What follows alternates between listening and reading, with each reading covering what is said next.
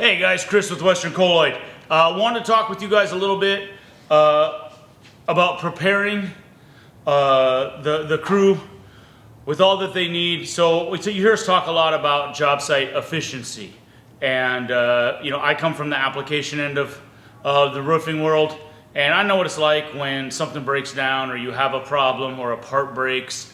What really ends up happening is everything shuts down. You have multiple people who all stop working, and then usually one guy will make a run somewhere to go get that whatever part that might be it a ball valve or whatever, right? So cannot stress enough the money that is saved by just equipping the guys in the field with like a tool bag or a tackle box. So I've laid out just some miscellaneous stuff. By no means is this everything that you need, but for Western Colloid systems, in conjunction with everything we've talked about with the pumps and the hoses and cam lock fittings and whatnot in previous videos, this is some of the stuff that we had laying around that comes into play from time to time. So we have caps and plugs. It's a 1/2-inch plug that you'll use to seal a hose, a cap that might go on the end of a hose, 3/4-inch caps and plugs.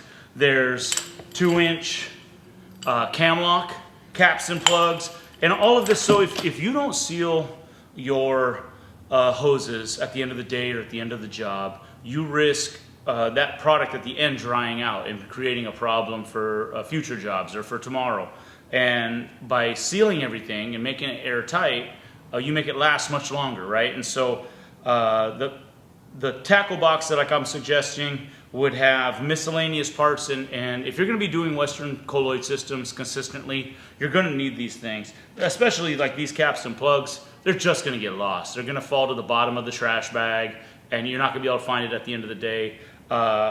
Labor is one of the biggest expenses associated with putting a roof on, and we lose a lot of time like looking for things or trying to fix problems that arise on the roof. If you can properly prepare the crew with some of the things that it might need, these are tote adapters, pipe thread tote adapter, large thread tote adapter, and like I said, various caps and plugs. Here's a ball valve over here. These are some of the items that you just know are either going to turn up missing, or they're going to blow out or get damaged. The threads might get damaged. You're going to need a spare, and having that on hand it's going to really save you a lot of time. So anyway, highly recommend equipping the job site with some of these miscellaneous items. Buy them in triplets. It's a lot cheaper to buy it ahead of time and have it.